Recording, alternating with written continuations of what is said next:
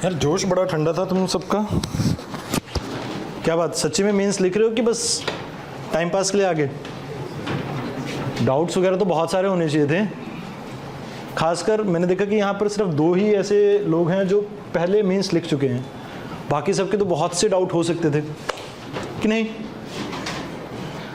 Okay, मैं आपको environment पढ़ाऊँगा। Environment में हमारा फोकस रहेगा कि किस तरह से यूपीएससी ने प्रीवियसली आपसे क्वेश्चन पूछे हैं, किस तरह से आप इसको बेटर वे में तैयार कर सकते हो, और कैसे आप अपने जैसे इन्वायरमेंट को आप एथिक्स से भी रिलेट कर सकते हो। जैसे हाल ही के दिनों में आप देखते हैं कि डेवलपमेंट के बहुत से प्रोजेक्ट्स चल रहे हैं। अब एथिकल एंगल जब हम बात करते हैं तो हम वहाँ पर ये देख सकते हैं कि किस तरह का सोसाइटी पे इम्पैक्ट पड़ रहा है और इन्वायरमेंट पे इम्पैक्ट पड़ रहा है। तो आपके जो एथिक्स के आंसर हैं उसमें भी इन्वायरमेंट को लिंक कर सकते हैं कहीं ना कहीं। What I am expecting this year, कहीं ना कहीं क्लाइमेट चेंज के ऊपर आपको एसे में भी आ सकता है शायद, क्योंकि क्लाइमेट चेंज इस बार जैसे ग्लासगो 26 हुई थी तो जीएस के 3rd पार्ट में तो आपसे पूछ चुके हैं। अब उससे निकला कुछ टर्म है जैसे नेट जीरो, आप सभी ने पढ़ा होगा। अब प्रोबेबिलिटी है कि उसके ऊपर भी आपको क्वेश्चन आ सकता है एसे में, तो उसके लिए भी हम देखेंगे किस तरह से हम क्या कर सकते हैं। जस्ट अ सेकेंड, ये स्टार्ट हो जाए। आप सभी के आगे एक फाइल होगी ऐसी कुछ,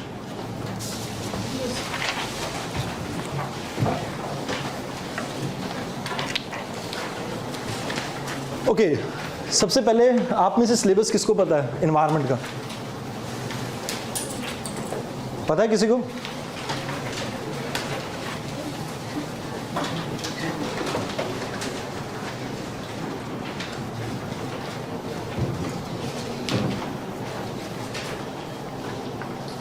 हाँ जी, एनवायरनमेंट का सिलेबस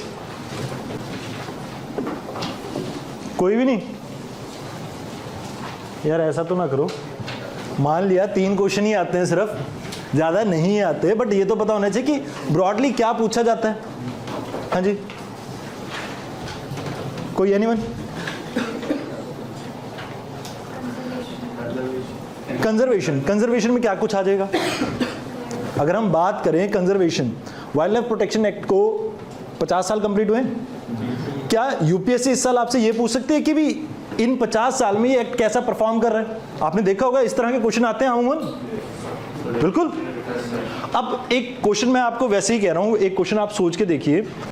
हमने एक कमिटमेंट की है अभी 2070 तक हम अपनी नेट जीरो को अचीव कर लेंगे, but do you feel like this कि इंडिया एक फास्टेस्ट ग्रोइंग इकोनॉमी है, मेजरली हमारे एनर्जी सेक्टर किस चीज के ऊपर डिपेंडेंट है?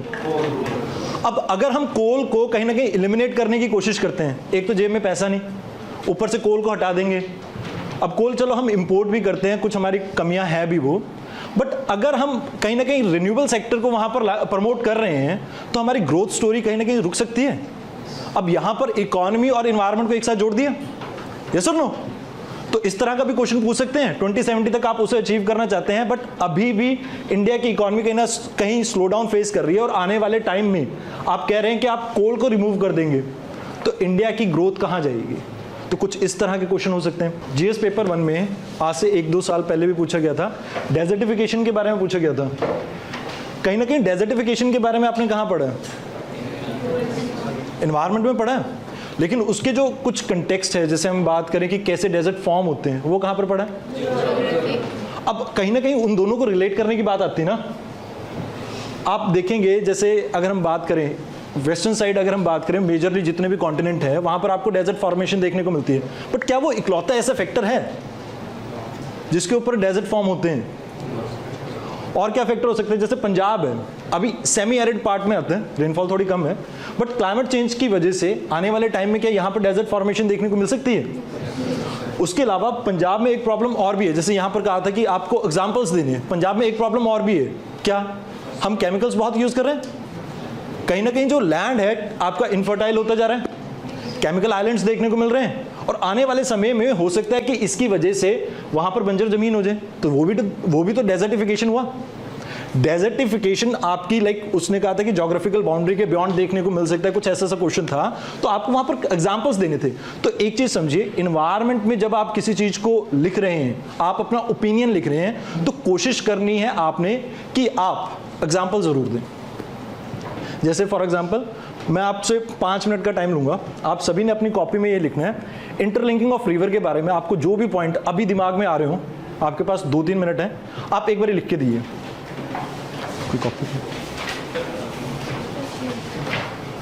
इंटरलिंकिंग ऑफ रिवर के बारे में आपके दिमाग में जो कुछ भी आ रहा है, आप एक बार लिखिए।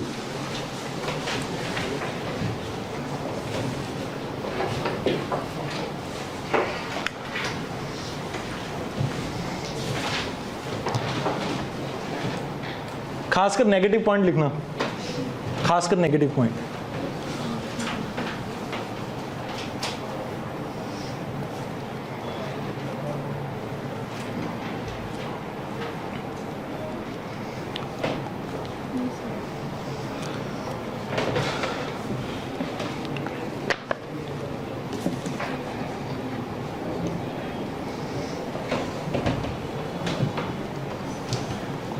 ब्लैंक।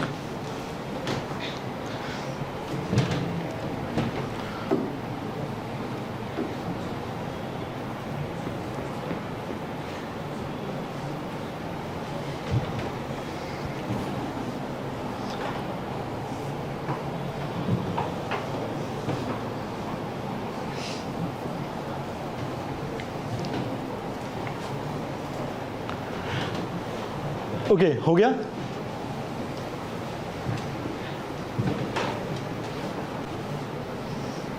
देखो, इसके बारे में मैं पॉइंट लिखने के लिए क्यों कह रहा हूं, आप पहले इसका कंटेक्स्ट समझिए। लास्ट 5 सालों में ऑलमोस्ट 6 क्वेश्चन पूछे हैं आपसे इन्वायरमेंटल इम्पैक्ट के बारे में। अब 6 क्वेश्चन में जैसे कोस्टल माइनिंग हो गई या कुछ और एंगल आपसे पूछ लिया। जैसे मान लीजिए आप ये देख रहे हैं कि नॉर्थ ईस्टर्न साइड में बहुत सारी डेवलपमेंट चल रही है, गवर्नमेंट ने बहुत सारे टनल्स वगैरह बनाए हैं और काफ़ी फर्जाइल एरिया है वो। और आपने लेटेस्ट आपकी इंडियन फॉरेस्ट सर्वे रिपोर्ट देखी होगी 2019 की 21 की, सॉरी, उसमें ये कहा गया कि नॉर्थ ईस्टर्न पार्ट में जो फॉरेस्ट एरिया है कवर, वो कहीं ना कहीं डिक्लाइन हुआ प्रीवियस वर्जन से अगर हम देखें तो। अब वहां पर भी उसका भी डेवलपमेंट का इंपैक्ट आपसे पूछ सकते हैं। अब यहां पर आप ब्रॉडली कौन कौन से एंगल कवर करेंगे बताइए, किसी ने लिखा हो? अब देखो, यहां पर एवरेज स्टूडेंट और जो आपके कह सकते हैं कि टॉप मोस्ट स्टूडेंट्स होते हैं, उनमें क्या फर्क होता है? सबसे पहले सोचो कि सोशल एंगल्स पे क्या फर्क पड़ सकता है। फर्स्ट, अब माइग्रेशन आप बोलते हैं, अब पॉलिटी की एक टर्म है सन ऑफ सॉइल, सुना कभी? अब उसको भी तो लिंक करो, क्योंकि माइग्रेशन होगी तो पॉलिटिकल टेंशन स्टार्ट होगी। तो अब आपने क्या किया, एक सोशल एंगल को किससे लिंक कर दिया? पॉलिटी से, जिससे आपके नेक्स्ट पॉइंट का बेस बन गया। अब यहां पर क्या होता है, बच्चे पॉइंट्स लिख के आते हैं बट एक पॉइंट का दूसरे पॉइंट के साथ इंटररिलेशन होता ही नहीं है, और जब वो चीज होती ही नहीं है तो मार्क्स अच्छे कहां से आएंगे? आप कहते हो यार मैं तो सारे पॉइंट लिख के आया था, मेरे को तो सारे पॉइंट याद थे, बट प्रॉब्लम आपकी क्या रहती है कि आप पॉइंट्स को आपस में इंटरलिंक नहीं करोगे। अब इंटरलिंक नहीं करोगे तो इससे क्या होगा, प्रॉब्लम आएगी। अब मैंने कहा सन ऑफ सॉइल का कॉन्सेप्ट है, सन ऑफ सॉइल में क्या कहते हैं? कोई सन ऑफ सॉइल कॉन्सेप्ट किसने सुना है? क्या कहते हैं उसमें? अब रिसोर्सेज की बात हुई, रिसोर्सेज कौन सी चीज में चला गया? इकोनॉमी। अब वहां से इकोनॉमी को कहीं ना कहीं लिंक कर सकते हैं। अब आप माइग्रेशन देख रहे हैं, वहां से क्या पॉलिटिकल टेंशन स्टार्ट हुई और साथ के साथ पॉवर्टी जैसी प्रॉब्लम भी स्टार्ट हुई, यस और नो?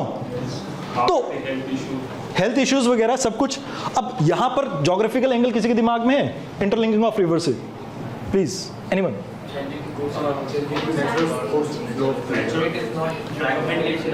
चलो वो तो टेक्निकली हम कुछ ना कुछ करके ठीक भी कर सकते हैं, बट ज्योग्राफी का कोई और एंगल?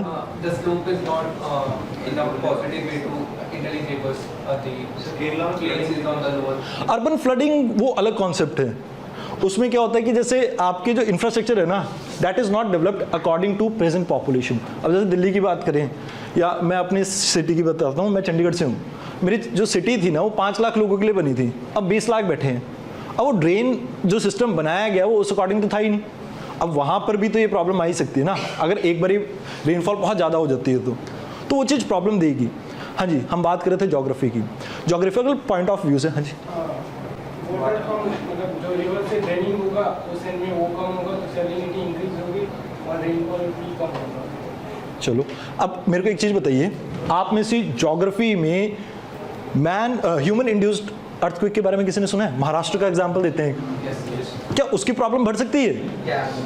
डैम इंड्यूस्ड अर्थक्वेक की प्रॉब्लम बढ़ सकती है? ज्योग्राफिकल एंगल है, यस और नो?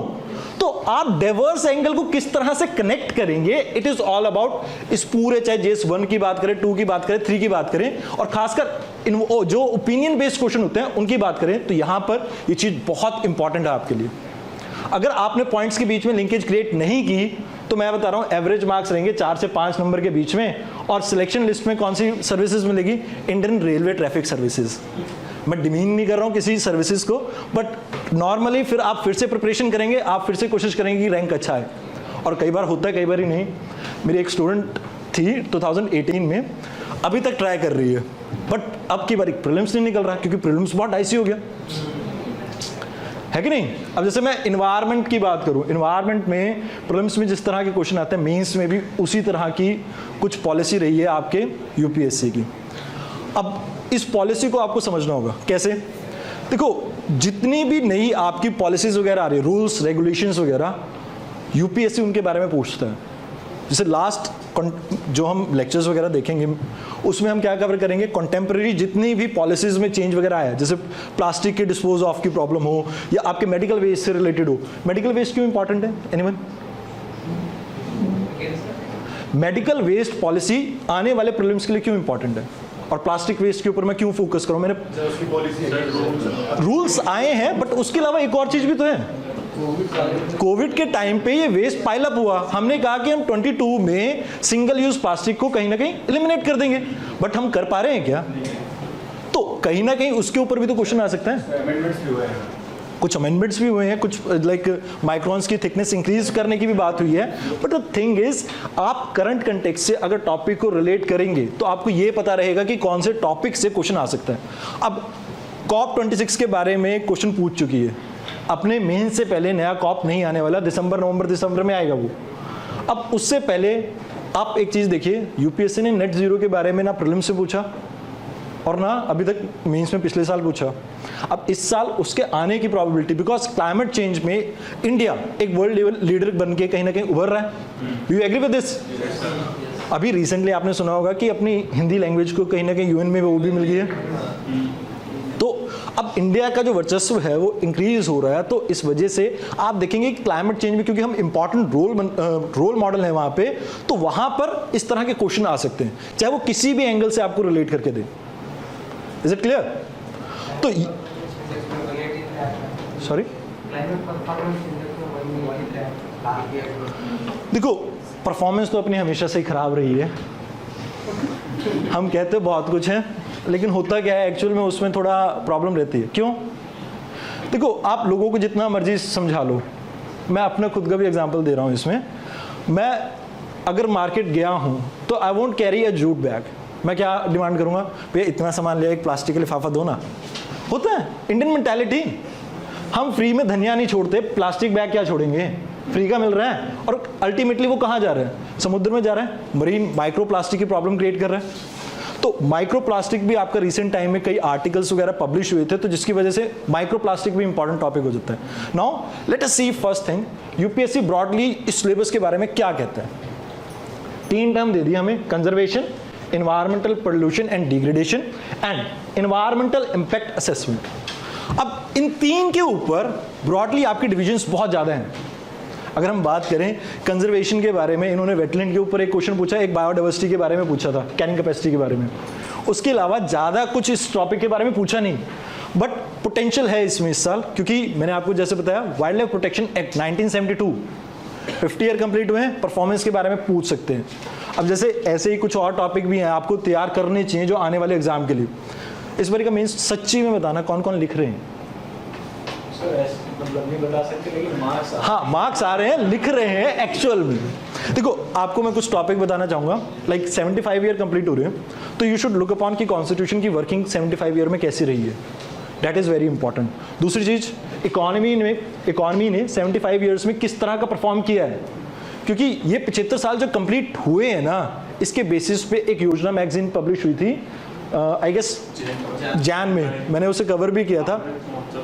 हाँ, तो उसमें इस चीज़ के बारे में इंफॉर्मेशन दे रखी है। Just go through that magazine at least once, क्योंकि इस तरह का क्वेश्चन बनने की प्रोबेबिलिटी बहुत रहेगी।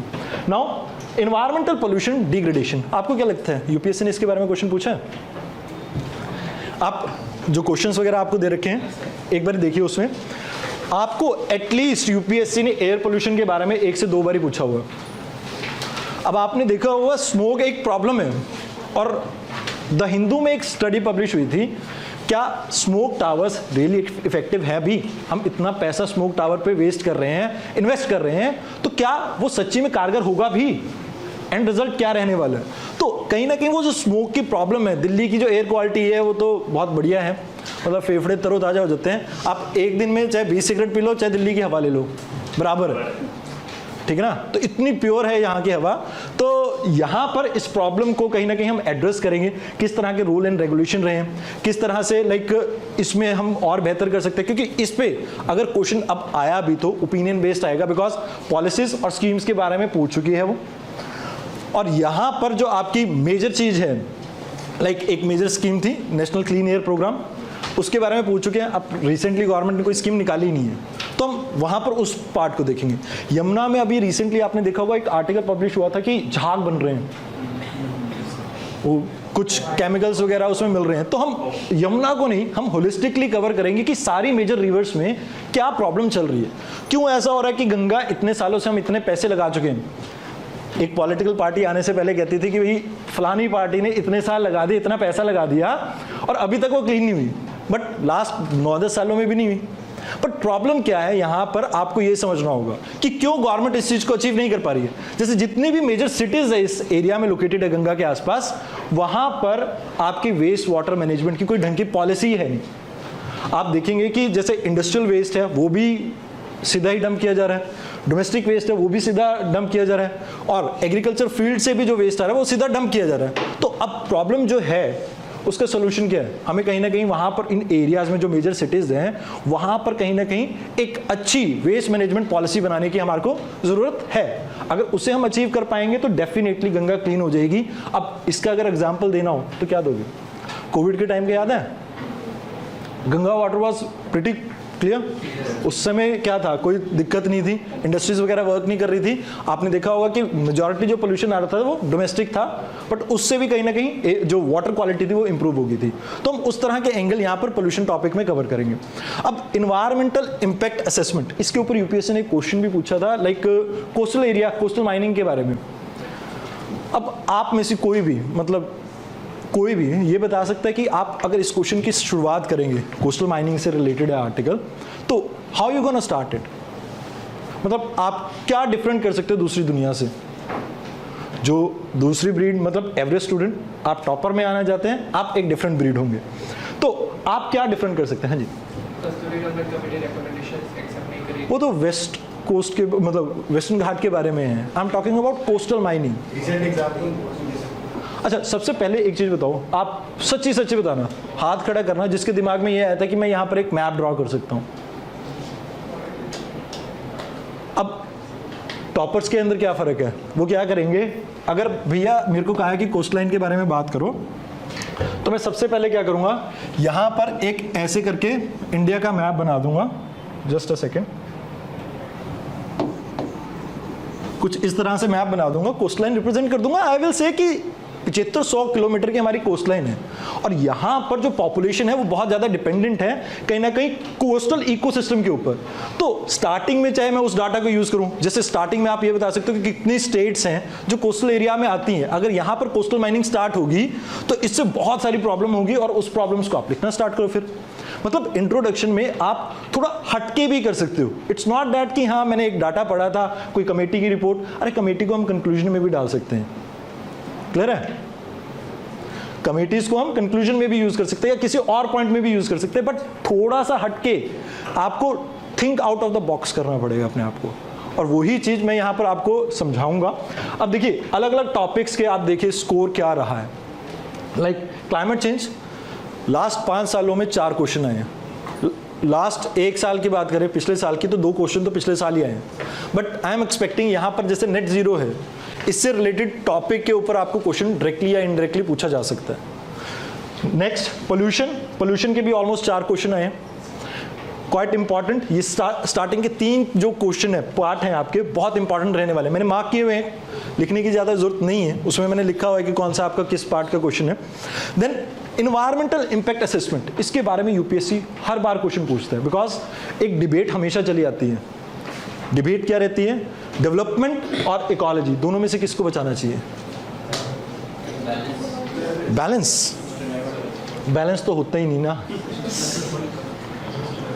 हम कितने टाइम से कोशिश करते हैं कि यार लाइफ में बैलेंस आए, कि पढ़ाई और जो ज़िंदगी है उसमें कहीं ना कहीं एक ऐसा लेवल आ जाए कि यार दोस्तों को भी थोड़ा बहुत टाइम दिया जाए और पढ़ाई भी हो जाए। ऐसा होता है क्या? कितने साल से, मतलब सीनियर्स कौन है यहाँ पे, मतलब जिन्होंने 3-4 साल इन्वेस्ट कर दिए हैं? आई कैन रिलेट, ठीक है ना। मैंने भी मतलब लाइफ के 4-5 साल इस चीज़ में इन्वेस्ट किए हैं, तो मेरे को पता है हम कोशिश करते हैं बैलेंस एस्टैब्लिश करने की, बट एक्चुअल में बैलेंस कुछ नहीं होता। इट्स जस्ट दैट आप एक एग्जांपल देता हूँ। वन ऑफ माय फ्रेंड ना, उसके फादर इन्वायरमेंटल मिनिस्ट्री में थे, उन्होंने एक फाइल रिजेक्ट कर दी, ठीक है। देन नेक्स्ट ईयर, मतलब 1-2 साल बाद, same person was transfer to some other department, industrial department में थे, और फिर से उन्होंने फाइल पुट अप कर दी। It's just that environmental aspect आपको तभी याद आता है जब आप उस मिनिस्ट्री में हैं। जैसे ही आप उस मिनिस्ट्री से बाहर निकले, आपको कोई फर्क नहीं पड़ता, भैया डेवलपमेंट चाहिए, गरीबों के घर पे राशन आएगा तभी वोट आएगा। क्लियर है? तो यहां पर वो चीज आपको याद रखनी है कि इन्वायरमेंटल इंपैक्ट में आपको दोनों साइड की स्टोरीज देखनी है। आप आंसर में लिखते हो, बट एक्चुअल में कितने इंप्लीमेंट करोगे आईएएस बन के, वो मेरे को भी पता है, ठीक है ना। तो यहां पर एक क्वेश्चन आया अभी तक सस्टेनेबल डेवलपमेंट पे, बट आने की प्रोबेबिलिटी इसके ऊपर भी है। क्यों? व्हाई? अगर क्वेश्चन ना भी आए, मेरे को एक चीज बताओ, मैं वाटर पोल्यूशन की बात करता हूं, सस्टेनेबल डेवलपमेंट में क्या हमने वाटर के बारे में बात की है? आप अगर बात करें इकोनॉमी की, पावर्टी की हमने बात करी, क्या पावर्टी की यहां पर बात है? माइग्रेशन की बात है? डेजर्टिफिकेशन की बात है? तो फॉरेस्ट की बात भी होगी। तो कहीं ना कहीं हर एक चीज के बारे में बात है, तो एटलीस्ट इस पार्ट को हम पढ़ सकते हैं। कहीं भी एग्जाम्पल कोट करना हो तो it will be very easy for us, ठीक है ना। क्योंकि यूपीएससी में एक चीज याद रखना, आप पॉइंट लिख के आ रहे हो, कोई वहां पर ठोस वजह नहीं लिख के आ रहे, तो प्रॉब्लम रहेगी। प्रॉब्लम क्या रहेगी? मार्क्स एवरेज रहेंगे। Then next one is biodiversity. Biodiversity पे एक क्वेश्चन पूछा था कैरिंग कैपेसिटी के बारे में। तो अब ये कैरिंग कैपेसिटी के बारे में कुछ अगर आपको सोचना हो, व्हाट इज कैरिंग कैपेसिटी? हाँ जी, कैरिंग कैपेसिटी क्या होता है? मैक्सिमम कैपेसिटी दैट रिसोर्स कितने हैं हमारे पास जो सस्टेन यूज कर रहे इट्स जस्ट दैट कि एक एरिया है, ठीक है ना। मैं थोड़ा आपको एक्सप्लेन कर देता हूँ, you can make your own definition. आपको इन्वायरमेंट में ऐसा कुछ नहीं कि बुकिश लैंग्वेज वगैरह लिखने की जरूरत नहीं पड़ती। तो मान लीजिए एक एरिया है, जैसे ये एरिया है, इस एरिया में कितने स्टूडेंट बैठने की कैपेसिटी है? मान लेते हैं 100। अब 101 आएगा तो प्रॉब्लम आएगी, रिसोर्सेज की फाइट स्टार्ट होगी, रिसोर्सेज का डिप्लीशन स्टार्ट होगा। तो कैरिंग कैपेसिटी मींस एक एरिया कितने पर्सन्स को कहीं ना कहीं सस्टेनेबली रिसोर्सेज प्रोवाइड कर सकता है for a longer period of time. For example, अब इंडिया की बात करें या अभी वर्ल्ड की बात करें, अब इस चीज को रिलेट करने के लिए आपके पास क्या पॉइंट है? आप एक डे के बारे में सुनते होंगे हमेशा, बहुत कॉमनली। कौन सा? डे होता है ना, जिसके बाद रिसोर्सेज खत्म हो जाते हैं। अर्थ शूट डे, ओवरशूट डे, अर्थ ओवरशूट डे। तो अर्थ ओवरशूट डे जो है आपका, कहीं ना कहीं आप इस पॉइंट से रिलेट कर सकते थे, बट वही बात है कि आपके दिमाग में वो चीज आएगी तभी आप लिख सकते हो। अब इसके लिए आपको चाहिए आंसर राइटिंग की प्रैक्टिस। यहाँ से जो आप पढ़ रहे हैं उसको मैं अपने कोर्स में तो कोशिश ये करूँगा कि आपको क्या इंट्रोडक्शन में लिखना है, क्या बॉडी में लिखना है, क्या कंक्लूजन में लिखना है। I will give everything about a single topic. Every single topic जो आपको मेंशन किया गया शेड्यूल में, it is very important, because 1-1.5 साल में जितना भी आपके करंट अफेयर में जो कुछ भी रहा है, on the basis of that I have selected those topic, और इसमें से क्वेश्चन आने की प्रोबेबिलिटी काफ़ी हाई रहने वाली है। मतलब मैं ये कह रहा हूं कि यूपीएससी में अगर हम बात करें नॉर्मली, जैसे इन क्वेश्चंस को तो डिस्कस करेंगे, इन्वायरमेंट सेक्शन की, तो how much do you feel कि स्टैटिक पार्ट में से क्या आता है? अगर मैं आपको बताऊं, पिछले 5 सालों में 2-3 चीजें ही स्टैटिक आई हैं। What is wetland? ये एक स्टैटिक पार्ट है। कैरिंग कैपेसिटी स्टैटिक पार्ट है, बट 90% या 95% यू विल सी क्या चीज़ है, करंट अफेयर है। क्या चीज़ है, current affair, very dynamic area, और इसमें आप अच्छा स्कोर कर सकते हैं अगर आपको ये पता हो कि कौन से एरिया पे आपको वर्क करना है। तो जैसे मैंने आपको इंपॉर्टेंट टॉपिक बताए, तो अगर आपको ये टॉपिक्स के बारे में पता होगा तो आप इजीली कहीं ना कहीं उन चीज़ों को अंडरस्टैंड कर सकते हैं, उन चीज़ों को रिलेट कर सकते हैं, और जितने ज़्यादा डायमेंशन अपने आंसर में कवर कर सकें, जितने ज़्यादा, जैसे इन्वायरमेंटल इम्पैक्ट के जो क्वेश्चंस आएंगे आपको, that will be multi dimensional answers, वहाँ पर आप उसे यूज़ कर सकते हैं। बट अगर मान लो कोई रिपोर्ट के बारे में पूछ ले, या किसी जैसे जल अभियान के बारे में क्वेश्चन पूछा हुआ है आपसे 2018-19 में, तो अगर वैसा सब क्वेश्चन आ गया, we do not have scope. तो दो तरह के क्वेश्चन बनते हैं, 70% of the time opinion based question आएंगे आपके, बट 30% आपके कौन से क्वेश्चन होंगे, ऐसे क्वेश्चन जो डायरेक्ट होंगे, टू द पॉइंट, उसमें आपके पास कोई स्कोप नहीं है, आपको पता है तो पता है, नहीं पता तो नहीं पता। क्लियर है? तो अब सबसे पहले देखते हैं कि लास्ट ईयर हमारे पास किस तरह का क्वेश्चन आया। Explain the purpose of green grid initiative launched at leaders summit of COP26 United Nation climate change conference Glasgow. अब यहाँ पर आपको ऐसा था कि मेंस के पेपर से जस्ट 1-1.5 महीने पहले ही ये समिट होके हटी थी, तो at that time it was very much in news. क्यों न्यूज़ में थी? क्योंकि इंडिया ने भी यहाँ पर बहुत सी कमिटमेंट की थी। अब इन कमिटमेंट्स के बारे में दूसरा क्वेश्चन पूछ लिया था यहाँ पर, दिस इज हियर, कि इंडिया ने क्या कमिटमेंट की है। तो यहाँ पर एक चीज़ याद रखना, क्लाइमेट चेंज की समिट में कोई भी कॉन्फ्रेंस वगैरह के अंदर कोई भी इंपॉर्टेंट आपके समिट्स वगैरह या कुछ भी निकल के आता है, you should learn about that. But अभी हमारे पास ऐसा कुछ है नहीं, तो इस क्वेश्चन को अगर आपने अटेम्प्ट करना होता, अगर आपने पढ़ा होता, तो it was very easy. But अगर नहीं पढ़ा है तो इस क्वेश्चन को कैसे अटेम्प्ट करोगे? Any guess? आईएसए का एक प्रोग्राम है ना, वन सन वन ग्रिड वाला, उससे लिंक करके ग्रीन ग्रिड से लिंक तो उसी से ही है। लिंक तो उसी से ही है। आप अगर हल्का सा भी वो तार पकड़ लेते तो वो चीज़ थोड़ा आपके दिमाग में क्लियर हो जाएगी। क्योंकि हमने क्या किया है अभी, देखो पहले क्या था, ट्रॉपिकल कंट्रीज के बीच में जो भी मतलब ट्रॉपिकल टॉपिक्स के बीच में जो भी आपकी कंट्रीज आती थी, उन्हें आईएसए के मेंबर बनाया जाता था। बट ये जर्मनी वगैरह कहते हैं कि भैया इसमें तो माल बहुत है, पैसा बहुत है, हम सप्लाई करेंगे तुमको, और हम सप्लाई करेंगे तो हमें क्या चाहिए इसके बदले में? मेंबरशिप चाहिए। तो कुछ पैसा भी कमा लेंगे, साथ ही साथ मेंबरशिप मिल जाएगी। तो अब इंडिया ने प्रपोज किया कि भैया पूरे वर्ल्ड में आप कहीं भी रहते हो, you can become the member of this. तो उसी का कहीं ना कहीं एक ग्रिड, कहीं ना कहीं जो आपकी बिजली है इंडिया में बन रही है सोलर पावर से, आपके पास सरप्लस है, तो आप ट्रॉपिक्स के बाहर भी उस चीज को बेच सके, इस तरह की यहाँ पर एक ग्रिड फॉर्मेशन की बात की गई थी। तो that is all about this. But अगर आपके पास इसके बारे में नॉलेज नहीं है तो start with the COP meeting, कि कॉप होती क्या है। अगर आप कुछ भी नहीं आता, कुछ हल्का सा लिख के आओगे, it is better than zero number. At least 2-3 भी आ जाए, it is better than zero. तो ऐसे जब इस तरह के कोई क्वेश्चन आ जाए कि आपको कुछ पता ही नहीं है, तो स्टार्ट विद द बेसिक्स, जो उसके अंदर एक आधा भी कीवर्ड्स के बारे में आपको अगर पता हो तो स्टार्ट विद दैट। कभी भी ऐसा नहीं होना चाहिए कि आपके 20 क्वेश्चन है, आप 19 अटेम्प्ट करके आए, 18 अटेम्प्ट करके आए। बिकॉज माइंड इट, मेरे से ज़्यादा इस दुख को कोई नहीं जानता।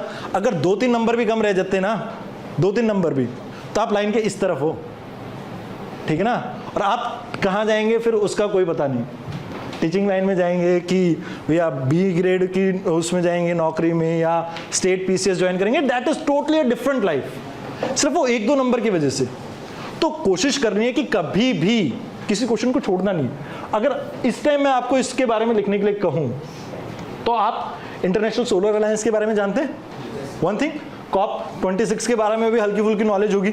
अब उससे मेरे को पता लगे कि यार जो ग्रीन ग्रिड इनिशिएटिव है, मैं कहीं ना कहीं इसको भी लिंक कर सकता हूँ, थोड़ा बहुत तो कर ही सकता हूँ कि ग्रीन की बात की है तो सोलर रिन्यूएबल एनर्जी के ऊपर हमारा फोकस होगा, तो कहीं ना कहीं उससे लिंक कर दूंगा। तो इस आंसर को थोड़ा बहुत 3-4 नंबर लेने जो होगा तो मैं अटेम्प्ट कर ही सकता हूँ।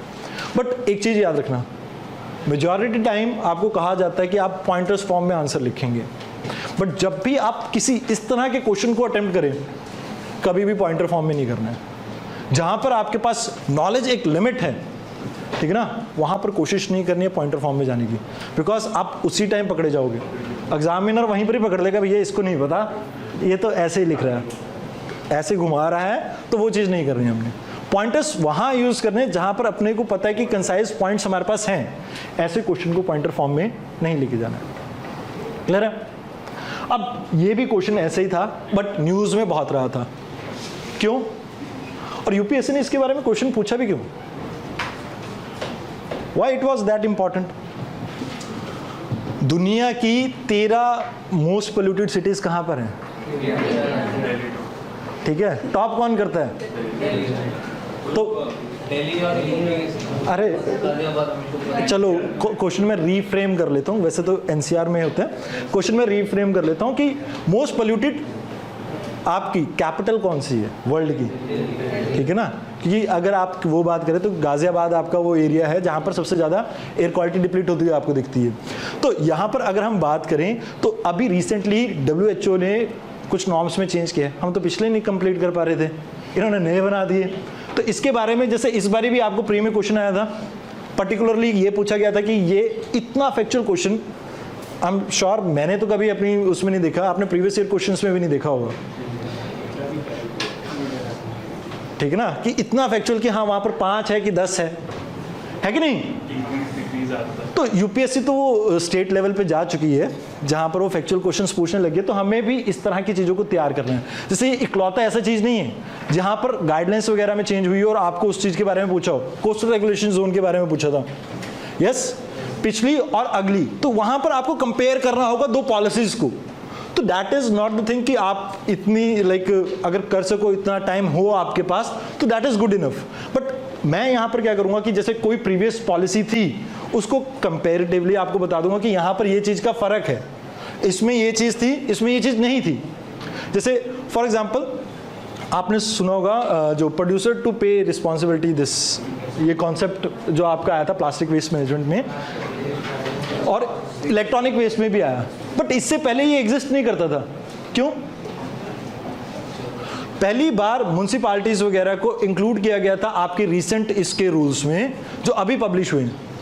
Municipalities in the sense panchayat and all, PRIs को पहले इंक्लूड नहीं किया जाता था प्लास्टिक वेस्ट मैनेजमेंट में। ऐसा क्यों? क्योंकि अभी रिसेंट टाइम में हम देख रहे हैं प्लास्टिक गांव-गांव तक पहुंच चुका है, वहां पर भी प्रॉब्लम क्रिएट कर रहा है। तो ऐसी जो पॉइंट्स हैं, या तो आप अपनी तरफ से जो भी बच्चे हैं खुद सेल्फ स्टडी कर रहे हैं, वेल एंड गुड, तो वो क्या कर सकते हैं कि वहां पर अपने ऐसे कंपैरेटिव नोट्स बना लो जो खासकर रिसेंट टाइम में जो पोल्यूशन वगैरह या कोई अमेंडमेंट्स वगैरह आई हैं आपकी, उनसे रिलेटेड टॉपिक्स की। अगर आप कंपैरेटिव नोट्स बना लोगे तो आप इस तरह के क्वेश्चन के लिए काफ़ी हद तक तैयार हो जाओगे। बट यहाँ पर एक चीज़ याद रखना, अगर इस तरह का क्वेश्चन है, now you have this thing, कैसे अटेम्प्ट करोगे बताइए? कोई वाइल्ड गेस, कुछ भी बताना चाहें। ग्लोबल है तो ग्लोबल लेवल की बात कीजिए, ग्लोबल सर एक तो इंडेक्स बना सकते हैं। इंडेक्स अगर याद हो तो इंडेक्स में तो ठीक है। अगर इसकी बात करें तो आपकी जो गाइडलाइंस है ब्रॉड अगर हम पैरामीटर्स देखें, PM 2.5 के बारे में बात होगी, इतना तो हम याद रख सकते हैं। कुछ इंक्रीज या डिक्रीज, क्योंकि अब अगर हम बात करें इसको इम्प्रूव करने की बात की गई है, तो यहाँ पर सेफ साइड में हम क्या करेंगे कि हम कहेंगे कि डिक्रीज किया है, ठीक है ना, क्योंकि हमें एग्जैक्ट फिगर नहीं पता है। तो यहाँ पर सेफली चलने के लिए PM 2.5 है हमारे पास और PM 10 है। उसके अलावा अगर उसको मैं ये कहूँ कि यार थोड़ा डाइसी है, अगर नहीं लेके चलें तो NOx, SOx, ठीक है ना, और ओजोन के बारे में भी बात हुई होगी। तो कुछ एक जो पॉइंट्स जो नॉर्मली आप पढ़ते हैं कि पोल्यूशन के टॉपिक में आते हैं, आप उनके बारे में इंक्रीज और डिक्रीज के हिसाब से अपने हिसाब से उसको कोट कर सकते हैं। एंड मैं ये नहीं कहता कि बहुत अच्छे नंबर बनते वहाँ पे, बट स्टिल 0 से बेटर थे। जहाँ पर आप टोटली ब्लैंक थे इस क्वेश्चन पे, आप एटलीस्ट WHO के बारे में स्टार्ट करके कि या आप इससे स्टार्ट कर सकते थे। किसी को पता होगा, जो 2-3 साल से तैयारी कर रहे हैं उनको तो किसी को पता ही होगा, कितने लोग हर साल इंडिया में इंडोर पोल्यूशन से मरते हैं? लैक्स एंड लैक्स, यस और नो? तो मैं वहां से स्टार्ट कर सकता हूं कि air pollution has been a major problem in Indian cities. Out of 20 most polluted cities 13 are from India. तो एक इंट्रोडक्शन होगी। And recently to make some improvement in the air quality, WHO has given this guidelines in which following points are important. Then you have to write down those points. आपने introduction में कुछ data वगैरह दे दिए, कुछ introduction के marks मिल गए, कुछ data के मिल गए, ठीक है, 6 नंबर नहीं मिलेंगे, एटलीस्ट 2 या 3 तो मिलेंगे। अब 2 या 3 मिलेंगे तो उससे आपको काफ़ी हेल्प मिल सकती है। क्लियर है? Is it clear? देखो क्वेश्चन ऐसा है कि कई बार ऐसे क्वेश्चन होते हैं, मैं सिर्फ आपको जीएस पेपर 1 की बात मतलब 3 की बात नहीं कर रहा हूँ, 2 में भी ऐसे क्वेश्चन दिखेंगे, 1 में भी दिखेंगे, but you have to be mentally prepare कि ऐसे जो क्वेश्चन आएंगे मेरे को उम्मीद नहीं छोड़नी है, मेरे को क्या करना है, कुछ ना कुछ तो लिख के आना ही है, और कुछ रेलिवेंट ही लिख के आना है कि ऐसे नहीं कि वो जो कॉलेजेस, इंजीनियर कौन कौन है यहाँ पे, इंजीनियर इन द हाउस, वो कॉलेज वाला नहीं करना है मेरे को। मैं बताता हूँ, मैं कुरुक्षेत्र यूनिवर्सिटी से पास आउट हूँ, तो एक टॉपिक आया था, मतलब उसके बारे में ना हमारी बुक में सिर्फ 3 या 4 लाइनें दी हुई थी, तो ऑल आई डिड इज उसको अलग अलग फॉर्मेशन में मैं लिख के आया था, और मानो या ना मानो उस पेपर में मेरे हाईएस्ट नंबर थे। और हमारे यहाँ पर ना 20 नंबर के क्वेश्चन आते हैं, वो नहीं कि 5 या 10 नंबर वाले क्वेश्चन नहीं थे। हरियाणा में क्या होता है कि 20 नंबर के 5 क्वेश्चन है, 7 क्वेश्चन दे रखे हैं, आप उसमें से कोई भी 5 अटेम्प्ट करो। अब वो 2 तो टॉपिक छोड़ के ही गए थे, इंजीनियर है कि भैया ये तो करना ही नहीं, प्रीवियस ईयर क्वेश्चंस में ये टॉपिक है, इंपॉर्टेंट है, कर लिए। और उसके बारे में एक पैरा ही था, तो वो इट्स जस्ट दैट कि कहीं ना कहीं वो इंजीनियरिंग की आपने अपनी वो जो हरकतें हैं वो बाहर नहीं लानी है यहाँ पे। यहाँ पर कोशिश करना है कि आप इन चीज़ों को ढंग से अटेम्प्ट कर सको। अब नाउ आपको इंडिया की कमिटमेंट पता है इस बार क्या रही है, क्या कर दिया हमने कमिट? थोड़ा ऊंचा। 1 बिलियन एडिशनल फॉरेस्ट, हाँ वो तो हमने पहले ही कहा था कि कार्बन सिक्वेस्ट्रेशन, 2030 और फिर 50% बाय 2030 रिन्यूएबल एनर्जी। देखो हमने पहले कहा कि हम जीडीपी की कार्बन इंटेंसिटी को वी विल रिड्यूस बाय 45%। पहले कितनी थी? Now if we talk about second thing, हमने इस मीटिंग के जस्ट पहले तक कभी नहीं कहा था, बट ग्लोबल प्रेशर था, वी हैव टू से कि भैया हम 2070 तक क्या अचीव करेंगे? नेट जीरो का मतलब क्या होता है? चलो जितना एमिशन है उतना ही घटा दिया, ठीक है, कार्बन जितना आपने इन्वायरमेंट में डाला उतना ही आपने वापस ले लिया। अब इसके 2 तरीके होते हैं, मैं थोड़ा आपको टॉपिक के बारे में भी वैसे ही थोड़ी नॉलेज दे रहा हूँ। 2 तरीके कौन से हो सकते हैं? एक नेचुरल, एक आर्टिफिशियल या मैन मेड, ठीक है। अब इसमें आपके 2 तरीके फर्दर हो सकते हैं, नेचुरल में भी या आर्टिफिशियल में भी अगर हम बात करें। 2 तरीके कौन से हो सकते हैं? देखो एक तो आप कार्बन डाइऑक्साइड को कम करने की कोशिश करोगे, और दूसरा आप क्या कर सकते हो? सनलाइट को कहीं ना कहीं, एक तो आप कार्बन डाइऑक्साइड को कहीं ना कहीं एटमॉस्फेयर में अब्जॉर्ब करने की कोशिश कर रहे हो, दैट इज वन वे। आप अगर सोलर रेडिएशन को इंडिया मतलब अर्थ के ऊपर कम आने दें तो उससे भी तो कंट्रोल हो सकता है। तो there are 2 methods according to certain books कि आप इन 2 में भी डिवाइड कर सकते हो आर्टिफिशियल मीन्स को, जहां पर आप कुछ ऐसी टेक्निक्स का इस्तेमाल करो, जैसे कोयले की आपकी माइन थी, उसके अंदर कार्बन को डुबो के मार दिया, मतलब वहां पर स्टोर कर दिया। ऑल्दो प्रॉब्लम उसके साथ क्या आती है, अगर कभी भी कोई भी अर्थक्वेक आया तो इट विल री एंटर इनटू द एटमॉस्फेयर, और जितना डैमेज किया उससे ज़्यादा कर जाएगा वो, है ना। अब एक तरीका होता है, आपने एक मूवी देखी होगी, क्रिस एवंस के फैन कौन कौन है? क्रिस एवंस की ना एक स्नो पियर्सन करके एक मूवी थी, उसमें क्या करते हैं ये भाई साहब, कुछ ऐसे सैटेलाइट्स वगैरह लॉन्च करते हैं जो शीशे की तरह दिखती है। शीशे की तरह दिखने की वजह से वो क्या करते हैं, सनलाइट को वापस रिफ्लेक्ट कर देती है। अब उन्हें साइंटिस्ट को अंदाजा थोड़ा गलत लग जाता है इसमें कि जहाँ पर वो सनलाइट को ज़्यादा रिफ्लेक्ट कर देता है, अर्थ का टेम्परेचर डिक्रीज होने लग जाता है, जो हमें 14-15 डिग्री सेल्सियस का चाहिए होता है मिनिमम एवरेज टेम्परेचर, उससे भी डिक्लाइन करके आपकी आइस एज आ जाती है। तो अब यहाँ पर एक चीज़ देखिए, इस तरह की भी टेक्निक का तो हम इस्तेमाल कर सकते हैं जहाँ पर हम सनलाइट को रिफ्लेक्ट कर दें। आपने सुना होगा कि क्लाउड्स को वाइट करने की कोशिश करते हैं ताकि वो अल्बिडो वैल्यूज़ को हम कहीं ना कहीं इंप्रूव कर सकें, और जिससे हम क्या कर सकें, सोलर लाइट को वापस रिफ्लेक्ट करें। इसके बारे में यूपीएससी ने क्वेश्चन इस बार भी पूछा है, ठीक है ना। बहुत से ऐसे प्रोजेक्ट्स वगैरह चल रहे हैं, इन प्रोसेस हैं, तो आप आर्टिफिशियल में भी इसके सब टाइप डिवाइड कर सकते हैं। Now come back to the अपने इस कमिटमेंट लेवल पे। इसके अलावा हमने कहा कि हम पेड़ों का मतलब अपने पास इतना पैसा नहीं है भैया, सिंपल सी बात, जेब खाली है तो हम क्या कर सकते हैं, पेड़ लगा सकते हैं। तो हमने कहा कि हम क्या करेंगे, एडिशनल 1 बिलियन का फॉरेस्ट कवर कहीं ना कहीं इंक्रीज करेंगे। कि इतनी हम कार्बन डाइऑक्साइड को क्या कर सके, सिक्वेंस्ट्रेट कर सकें कि भैया जितना हमारा टारगेट है उसको हम अचीव कर सकें। उसके अलावा हमने ये कहा कि जो हमारी मतलब बहुत ही बड़ा चैलेंज ले लिया इन्होंने कि रिन्यूएबल एनर्जी का जो शेयर है वो हम कितना परसेंट कर देंगे, 50%। अब इसे अचीव करने के लिए क्या हमारे पास रिक्वायर्ड कैपिटल है, और दूसरी प्रॉब्लम क्या है, कोल को तो यूज करते हैं। दूसरी प्रॉब्लम आप देखते हैं जब भी गवर्नमेंट कोई प्रोजेक्ट स्टार्ट करती है तो एक चीज कॉमन होती है, धरना। अपोजिशन क्यों है? क्योंकि हमारे यहाँ पर जो लैंड की जो सेल एंड परचेज का जो प्रोविजन है उसमें ये कहा गया कि you have to take 75% population जो उस एरिया की है उसका आपको नोट लेना पड़ेगा, कहीं ना कहीं उसकी यस लेनी पड़ेगी, तब जाके आप वहाँ पर किसी भी तरह के प्रोजेक्ट को स्टार्ट कर सकते हैं। Now when I was preparing way in 2014, at that time बात हुई थी कि हम कुछ जापान के साथ बुलेट ट्रेन लाने वाले हैं। कितने साल हो चुके? 8 हो गए, 8 हो चुके हैं, स्टिल वो प्रोजेक्ट क्यों नहीं हो पा रहा? क्योंकि इंडिया में कुछ लैंड एलोकेशन की, मतलब कहीं ना कहीं लैंड जो हम लेते हैं एक्विजिशन, उसकी कहीं ना कहीं प्रॉब्लम रहती है। तो इंडिया में जब हम इतनी बड़ी कमिटमेंट कर रहे हैं, हम कह रहे हैं कि भैया हम 50% ऑफ द एनर्जी कहाँ से जनरेट करेंगे, रिन्यूएबल सोर्स से, क्या हमारे पास उतना लैंड है? यहां पर डिबेट आएगी फूड और आपके एनर्जी के बीच में। फूड और एनर्जी के बीच में कैसे? We have a population to feed. हम दुनिया की सबसे बड़ी पॉपुलेशन होने वाले हैं आने वाले 10 सालों में, शायद हो भी चुके हो, कोई भरोसा नहीं है इंडिया का। तो मजाक नहीं, कईयों के 2-2 आधार कार्ड बने, मतलब राशन कार्ड बने होंगे, कईयों का एक भी नहीं बना होगा।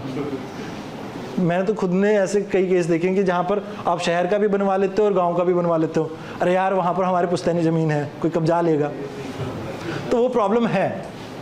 तो एक चीज़ मैं ये कह रहा था कि इंडिया की इतनी बड़ी पॉपुलेशन है, उसको फीड कर रहे हैं, तो कहाँ से हम रिन्यूएबल एनर्जी को इतना ज़्यादा यूज़ कर पाएंगे? इस चीज़ को भी तो कहीं ना कहीं रिलेट करके देख सकते हो कि फूड सिक्योरिटी एक प्रॉब्लम है, क्लाइमेट चेंज एक प्रॉब्लम है, और साथ के साथ आप रिन्यूएबल एनर्जी के ऊपर फोकस करने वाले हो, तो कहीं ना कहीं आने वाले टाइम में इंडिया में फूड सिक्योरिटी की प्रॉब्लम हो सकती है। ये सुनो, अगर थर्मल पावर प्लांट की बात करें, हम क्यों ज़्यादा डिपेंडेंट हैं इसके ऊपर? वाई? चीप तो है ही है, जगह भी तो कम घेरता है। वाई वी आर परस्यूइंग कि भैया हमें यूरेनियम दे दो, हमें टेक्नोलॉजी दे दो, हम यूरेनियम से बनाना चाहते हैं कुछ, क्योंकि वो जगह कम घेरता है। यस और नो? तो हम रिन्यूएबल सोर्स में भी अगर बात करें तो हमारे को अभी करंटली इंडियन पॉपुलेशन के हिसाब से देखें तो यूरेनियम ज़्यादा हमारे लिए इफेक्टिव रहेगा, बट उसके साथ भी प्रॉब्लम है। जो फुकुशिमा में हुआ यहाँ पर भी तो हो सकता है, और चेरनोबिल वाला तो बहुत ज़्यादा ही चांसेस हैं। उसके वेस्ट कहाँ जाएंगे? बिल्कुल। अब आपने चाइना को देखा होगा, चाइना के साथ भी सेम प्रॉब्लम है, they are using more coal, but they are focusing on a simple technology, जिसको आप साइंस एंड टेक में भी पढ़ेंगे, that is fusion reactions. Fusion reactions में अभी तक का वर्ल्ड लीडर कौन है? चाइना है। चाइना ने उस चीज़ को अटेन करने की कोशिश करी है और अटेम्प्ट्स काफ़ी सक्सेसफुल रहे हैं। सॉरी, एनएसजी का मेंबर ना हो, हमें वेवियर्स मिले हुए कई कंट्रीज से। फ्रांस हमें कहता है, मैं तो पता नहीं पिछले 7-8 साल से यही सुन रहा हूँ, फ्रांस हमें कहता है कि हम दे देंगे।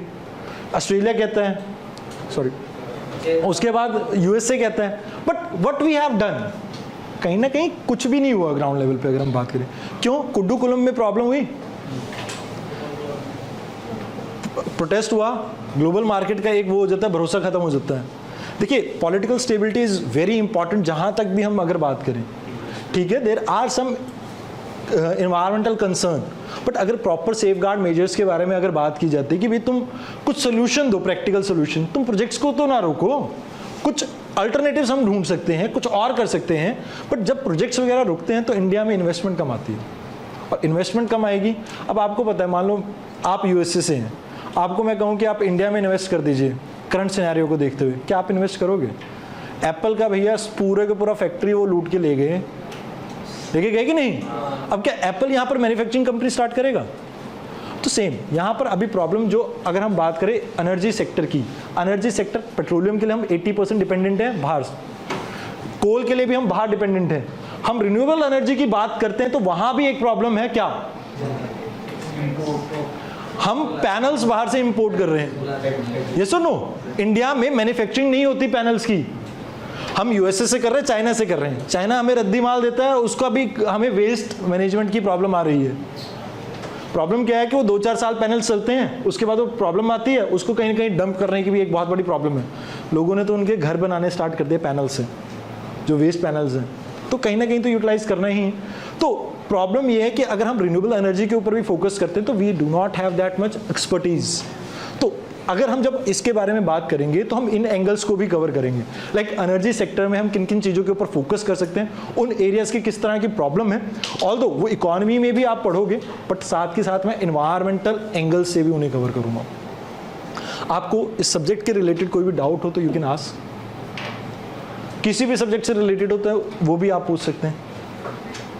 देखो एक चीज़ मैं आपको बताता हूँ, जो मेंस लिख रहे हैं ना, खासकर कोशिश ये करना कि डेली की थोड़ी बहुत आंसर राइटिंग की प्रैक्टिस जरूर करना। In my opinion that will be very beneficial for you all. जो नहीं भी कर रहे हैं एटलीस्ट एक आंसर लिखने की कोशिश करो। जो लिख रहे हैं एक टाइम आउट मैनर में 6 से 7 क्वेश्चंस लिखने की कोशिश करो, 1 घंटे का टाइम लो, और टॉपिक जो एक दिन के तैयार कर रहे हो उसको लिख के देखो। अगर वो करोगे तो मेंस में मार्क्स अच्छे आएंगे डेफिनेटली। बाकी किसी का कोई डाउट हो तो पूछ सकते हैं। हाँ, हमने मतलब राजस्थान में इस चीज़ के लिए कोशिश की है। वन ऑफ द बिगेस्ट हमने सोलर पावर प्लांट वहाँ पर लगाया भी है, one of the. But problem ये है कि वहाँ पर एक इन्वायरमेंटल कंसर्न और आता है। You might have heard about geography में पढ़ा होगा सैंड ड्यून्स। अब भैया वो पैनल पे जाके हर रोज़ पानी फेंकना पड़ता है, झाड़ू मारना पड़ता है, तो वो चीज़ एक प्रॉब्लम है, वो एक मेजर प्रॉब्लम है।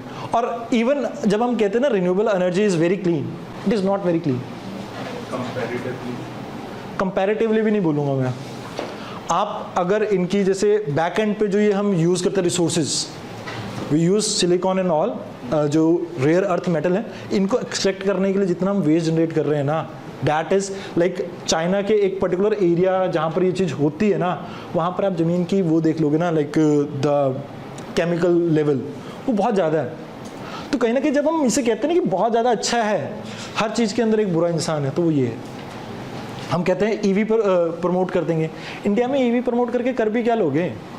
टेस्ला को लोगों ने यहाँ तक ये कह दिया था कि भैया तुम ईवी प्रमोट कर रहे हो, जो कार चल रही है उसमें जो इलेक्ट्रिसिटी लग रही है वो कहाँ से आ रही है? कोल से आ रही है। तो इट्स जस्ट दैट कि आप एक जगह से सोर्स से शिफ्ट करके कहीं और कर रहे हो उसे। पोल्यूशन तो हो ही रहा है। सिटीज़ में नहीं होगा, जहाँ पर वो प्लांट्स लगे हों वहाँ पर होगा। हाँ, तो आपका आंसर प्रॉब्लम वहाँ पर आपको समझ में आ गई। थार डेजर्ट्स वगैरह में हम प्रमोट कर सकते हैं। लाइक एक इनिशिएटिव है जो मेरे को काफ़ी पर्सनली भी अच्छा लगा। You might have heard about Gujarat में कुछ रिवर्स के ऊपर सोलर पैनल्स को लगाया गया था, नहरों पे। तो उससे बेनिफिट क्या है? देखो, एक तो सोलर पैनल्स की एफिशिएंसी इंप्रूव होती है बिकॉज वो ठंडे हो रहते हैं, और ऊपर से आपकी जो प्रॉब्लम है ट्रांसपिरेशन की, वाटर इवेपोरेशन की, वो कहीं ना कहीं कम हो जाएगी। तो उससे भी काफ़ी बेनिफिट मिलेगा। और साथ के साथ एक और प्रॉब्लम भी सॉर्ट आउट होती है। You might have heard about Punjab में जो प्रॉब्लम है लैंड की, जो लाइक सैलिनेशन में हमारे को देखने को मिलती है। What is they? क्योंकि पानी नीचे से पिन करता है, पानी से पिन करता है, इवेपोरेट करता है कैपिलरी एक्शन के साथ। साइंस में पढ़ा होगा, हेलो, साइंस में जब आपने वो पढ़ा होगा तो नीचे से हैवी मिनरल्स वो ऊपर लेके आता है, और जब हैवी मिनरल्स लाता है तो उससे केमिकल आइलैंड्स बनते हैं। तो यहाँ पर आप ये देखेंगे जब इवेपोरेशन हो कम रही है, क्योंकि वहाँ पर क्या लगे सोलर पैनल्स, तो कहीं ना कहीं वो प्रॉब्लम थोड़ी कुछ हद तक कम होगी, बट कुछ हद तक कम हो सकती है। हाँ, आप कह रहे थे सर कोई? मैं आईपीएस तैयारी करना चाहता हूँ और नॉट क्वालिफाई एज आईपीएस के लिए। मेरा ऑप्शन पेपर 2 है, एक zoology and forestry. Zoology is good but forestry is not good. मुझे कंसेप्ट ही नहीं बन रहा है फॉरेस्ट्री में। सर वो तो आपको डोमेन एक्सपर्ट जिन्होंने फॉरेस्ट्री ऑप्शनल पढ़ा होगा वही बता सकते हैं। बट मैं आपको ये कहूँगा कि लाइक आपको सोर्सेज अगर पता हो तो we can discuss about it, कि थोड़े सोर्सेज अगर मैं रीड कर लूँगा तो इतनी मेमोरी रहती है मेरी कि मैं मतलब 1-2 प्रीवियस ईयर क्वेश्चंस देख के आपको बता सकता हूँ। Like some of you might have, जो ये एक शॉर्ट्स वीडियो वगैरह प्रमोट हुई थी आपके प्री से जस्ट पहले, कुछ दिन पहले, जहाँ पर इंपॉर्टेंट टॉपिक्स वगैरह बताए गए थे, देखी थी किसी ने? पॉलिटी, हर सब्जेक्ट के आर्ट एंड कल्चर। बिल्कुल बिल्कुल। अब पॉलिटी में अगर आप देखेंगे, मैंने 13 टॉपिक बताए थे, उसके सब टॉपिक बताए थे, मैच कर लेना, मैं वैसे नहीं कह रहा। आउट ऑफ 11 क्वेश्चंस 10 डायरेक्टली आपके उन टॉपिक्स में से ही है, 10 आउट ऑफ 11। मैंने ज्योग्राफी में आपको सिर्फ 2 मिनरल्स के बारे में फोकस करने के लिए कहा था, देख लेना वीडियो में भी दिखेगा आपको, कोल एंड यूरेनियम, दोनों के ऊपर क्वेश्चन थे। और ऐसे ही मैंने कई और पार्ट्स में भी कुछ प्रेडिक्शंस वगैरह की थी, तो almost 20 to 23। Update your Apple Music subscription to allow me to do that for you. तो मैं ये कह रहा था कि उसमें से काफ़ी पार्ट आपका ऐसा रहा है कि जो पेपर में आया है, तो सेम मेंस में भी आपको देखने को मिल सकता है। It is very easy to predict the topics, but उसके बाद मेहनत आपकी है, क्योंकि थोड़ा बहुत आपको भी अपने एंड पे रिसर्च करना रहता है। ठीक है, और किसी का कोई डाउट?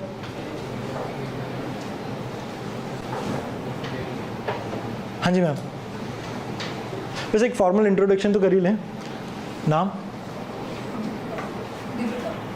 कितने अटेम्प्ट दे चुके हैं ma'am? Okay ma'am.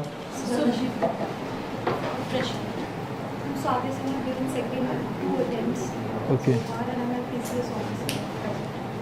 Nice ma'am. कितने अटेम्प्ट दे चुके हैं? क्वालिफाई हो रहा है? हाँ जी। कितने अटेम्प्ट? गोकुल कृष्ण कितने अटेम्प्ट? ये सेकंड है, प्री हो रहा है? प्री हो जाएगा। चलो बढ़िया है, ऑल द बेस्ट। हाँ जी, कोई अटेम्प्ट दिया इस बार कुछ बना? पिछले मेंस वगैरह अभी तक कोई नहीं लिखा, फर्स्ट टाइम प्री। देखो एक नर्वसनेस होगी जो भी अभी प्री वगैरह दे के हटे हैं और पहली बार मेंस लिख रहे हैं। एक नर्वसनेस क्या होती है कि यार आंसर राइटिंग कैसे स्टार्ट करें, एक मेजर हेजिटेशन है वहाँ पे। तो कोशिश करना है कि जो टॉपिक एक बार पढ़ो ना, उसके बारे में ना एक वाइट पेज लेके ना उसके बारे में जो कुछ भी याद आता हो वो एक बार लिख लो। उससे थोड़ी हेजिटेशन कम होने लगेगी कि आपको एटलीस्ट ये याद रहेगा कि मेरे को ये पॉइंट्स आते हैं, और फिर उसके बाद कोई उस टॉपिक से रिलेटेड प्रीवियस ईयर क्वेश्चन देखो और उसको लिखने की कोशिश करो, थोड़ी हेजिटेशन उससे कम होगी। तो मैं आपके लिए स्पेशली कह रहा हूँ जो भी फर्स्ट टाइम इस बारी मेंस में बैठने वाले हैं। हाँ जी, और सेकंड अटेम्प्ट प्री हो रहा है, कोशिश करना कि इस बारी मेंस भी निकाल के इंटरव्यू वगैरह दे के सिलेक्शन लेके आनी है। सेकंड टाइम और फर्स्ट पेपर का सही है, सेकंड का मार्क्स। एक बात बताना, आप में से कितने लोग हैं जिन्हें सीसेट बवाल लगता है? एक प्रॉब्लम रहती है सीसेट को लेके, और जिस हिसाब से यूपीएससी ने सीसेट कर भी दिया ना, थोड़ी प्रॉब्लम उस चीज़ में रहेगी भी। कैट के इक्विवेलेंट बना दिया। I qualify as paper and not second paper. That's hard luck, मतलब होता है। मैं अभी मेंटरिंग सेशन ले रहा था, अभी इस संडे की बात है। तो that guy has 125 marks in GS paper 1, 2 में भाई साहब के 45, and this was the third time it was like this कि उसका जीएस पेपर 1 निकल जाता है और उसके बाद पेपर 2 में भैया का बनता ही साफ है। तो ऐसे बहुत से स्टूडेंट्स हैं, तो कोशिश करो कि हर रोज़ थोड़ा थोड़ा टाइम उस चीज़ को दो। हाँ जी, हो रहा है मैम? खाना खा के आए?